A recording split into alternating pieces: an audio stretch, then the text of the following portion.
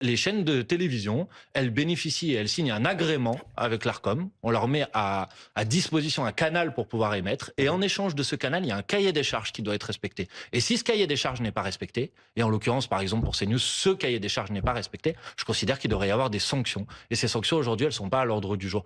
Il y a eu des sanctions. Oui, mais des sanctions financières qui, manifestement, ne sont pas suffisamment dissuasives. Puisque Vous voulez ça dire continue. des sanctions qui pourraient aller jusqu'à quoi? D'abord, on fait des sanctions financières. Ensuite, on augmente, s'il faut, le montant de ces sanctions financières. Et ensuite, on va jusqu'à, y compris, menacer parfois d'interdiction d'émettre. Enfin, écoutez, ils font pas ce qu'ils veulent en dehors de toutes les règles.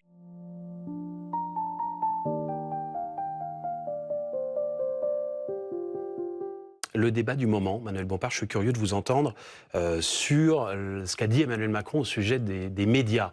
Le Rassemblement national et une partie de la droite aujourd'hui l'accusent de vouloir museler la presse. En cause, je vais tenter d'être très précis, parce qu'il y a eu un peu de fantasme aussi, sans doute, autour de cette affaire. Les propos du chef de l'État dans lesquels il soutient une démarche qui existe déjà depuis plusieurs années, qui consiste à labelliser, sur la base du volontariat, des médias qui s'engagent à respecter une déontologie, pour dire les choses de façon un peu simple. Aujourd'hui, Emmanuel Macron s'est défendu de vouloir créer un label d'État ou même un ministère de la vérité. Est-ce que tout cela vous inquiète ou pas du tout? La proposition telle qu'elle est formulée par le président de la République me semble pas la bonne manière de répondre contre un problème qui, lui, est un problème réel. Enfin, tout le monde sait aujourd'hui, y compris on va avoir des élections nationales et municipales qui vont avoir lieu dans quelques semaines. Tout le monde voit à quel point il y a aujourd'hui des campagnes de désinformation massives sur les réseaux sociaux en particulier. Il y a des nouvelles pratiques qui n'existaient pas avant, c'est-à-dire ce qu'on appelle les deepfakes, des vidéos mensongères. Moi, j'en ai été victime, par exemple, où on m'attribue des propos que je n'ai jamais tenus. Donc, je suis d'accord pour dire qu'il faut apporter des réponses sur ça. Je pense que vous dites dans l'ordre. Pourquoi c'est pas la bonne méthode? Ces labels qui existent donc déjà depuis plusieurs années, certifiés par des cabinets de... On va essayer de rentrer dans le débat. Mais parce que moi, qu'on fasse en sorte que les règles de déontologie soient respectées dans les médias, ça me paraît être une chose très importante. Qu'on considère qu'un média auquel on aurait donné un label serait en quelque sorte soustrait désormais à tout problème lié à la déontologie. Je ne comprends pas pourquoi on labelliserait un média et ce média il deviendrait... C'est ce média qui le demande et c'est un cabinet d'expertise en fonction de plusieurs critères qui l'accordent ou pas. Je préfère une autre mesure. Laquelle? Qui est de mettre en place ce qu'on appelle un conseil de déontologie dans les médias, qui permet à n'importe quel citoyen, quand il est témoin d'une pratique médiatique qui ne correspond pas à la déontologie médiatique, de pouvoir saisir ce conseil. Un conseil qui siégerait à l'intérieur de ce conseil? Avec des professionnels de l'information, avec des journalistes qui seraient dans ce conseil. Un conseil avec, pourquoi pas, des représentants des syndicats de journalistes et de la profession. On pourrait même considérer que dans ce conseil, il pourrait y avoir des représentants des citoyens, mais qu'on laisse le gouvernement en dehors de ça. Parce que si on laisse pas le gouvernement en dehors de ça, pourquoi pas élu?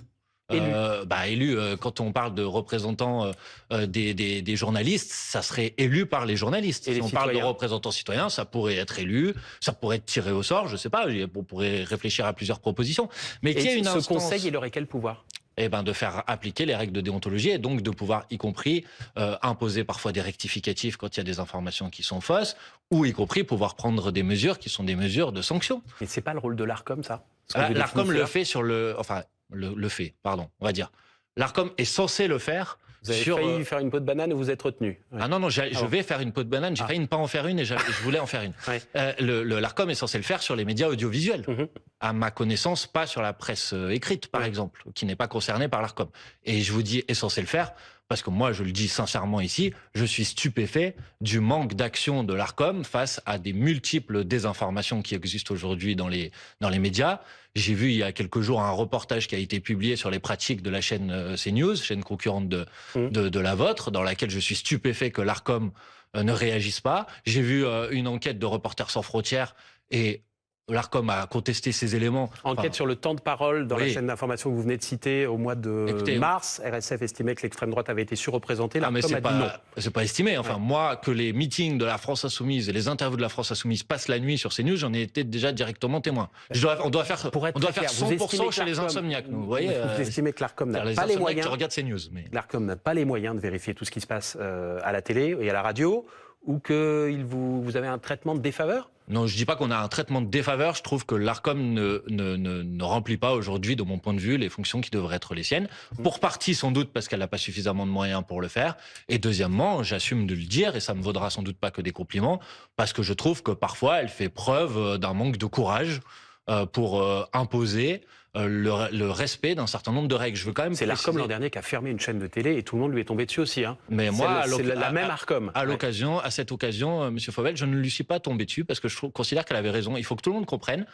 Les chaînes de télévision, elles bénéficient et elles signent un agrément avec l'Arcom. On leur met à disposition un canal pour pouvoir émettre. Et en échange de ce canal, il y a un cahier des charges qui doit être respecté. Et si ce cahier des charges n'est pas respecté, et en l'occurrence, par exemple, pour CNews, ce cahier des charges n'est pas respecté, je considère qu'il devrait y avoir des sanctions. Et ces sanctions, aujourd'hui, elles ne sont pas à l'ordre du jour. Il y a eu des sanctions. Oui, mais des sanctions financières qui, manifestement, ne sont pas suffisamment dissuasives. Vous voulez dire des sanctions qui pourraient aller jusqu'à quoi? D'abord, on fait des sanctions financières. Ensuite, on augmente, s'il faut, le montant de ces sanctions financières. Et ensuite, on va jusqu'à, y compris, menacer parfois d'interdiction d'émettre. Enfin, écoutez, ils font pas ce qu'ils veulent en dehors de toutes les règles. D'ailleurs, je veux dire que j'ai été très choqué aujourd'hui d'entendre Marine Le Pen et le Rassemblement national considérer que l'Arcom ne devrait avoir une action que sur le service public de l'information. Marine Le Pen dit les chaînes privées sont financées par de l'argent privé, donc elles n'ont pas l'obligation de neutralité. Mais c'est scandaleux de dire ça. Pourquoi? Mais parce que ces chaînes-là, elles participent d'un rôle qui est un pilier dans la démocratie, l'information. Il y a deux piliers dans une république pour que les gens soient des citoyens éclairés. L'école, pour que tout le monde puisse disposer des moyens de comprendre la complexité du monde, et l'information.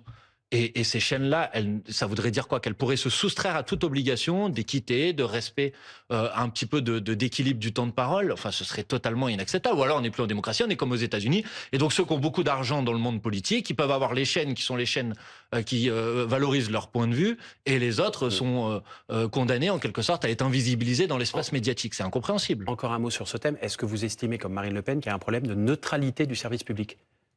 Moi, j'ai dit ce que j'avais à dire sur un certain nombre de chaînes. Pour autant, je considère effectivement qu'il y a aujourd'hui un certain nombre de pratiques, parfois dans le service public, qui sont aussi problématiques. Et qui sont quoi? Hostiles aux insoumis? Moi, je vais pas dire hostile aux uns, aux autres. Moi, si vous voulez, je vous donne un exemple très concret. Je pense que tout le monde l'a vu, mais il y a quelques semaines, quand j'ai été interviewé sur une émission par une journaliste du service public de l'information, et qu'il a fallu avoir ensuite un correctif des rédactions parce qu'il y avait eu manifestement des fake news, des fausses informations qui avaient été débitées sur le plateau, je considère que c'est une pratique extrêmement problématique. Mais pour vous, c'est un cas isolé ou il y a un mauvais traitement des insoumis? Non, je pense qu'il y a besoin aussi, il y a un mauvais traitement des insoumis, mais ça tout le monde le voit, et je pense que toutes les personnes qui nous écoutent en sont, je crois, conscientes. Mais il y a aussi une question, c'est comment on renforce l'indépendance du service public de l'information vis-à-vis du pouvoir politique. Par exemple, moi, je ne suis pas convaincu que le fait que les présidents de Radio France ou de France Télévisions soient nommés par le pouvoir politique soit une bonne chose. Pourquoi ils ne pourraient pas être élus, par exemple, par les citoyens? Ça éviterait que ça soit les pouvoirs politiques. Ça va faire beaucoup d'élections, hein. Oui, mais moi, je pense que c'est pas un problème de voter, vous savez, en démocratie. Et je pense que les citoyens, quand on parle de quelque chose d'aussi important que les médias, et en particulier du service public d'information, je trouve ça légitime que ce soit les citoyens qui décident.